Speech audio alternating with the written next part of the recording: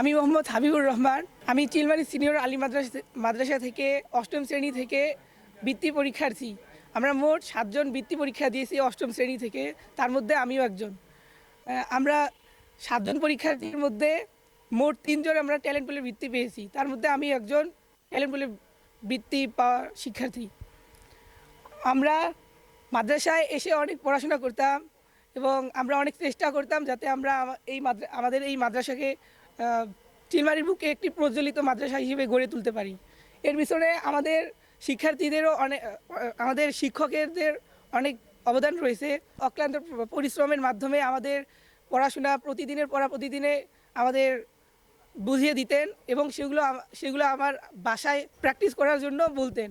আবার আমরা তার পরের দিন এসে সেই পড়াগুলো দিতাম।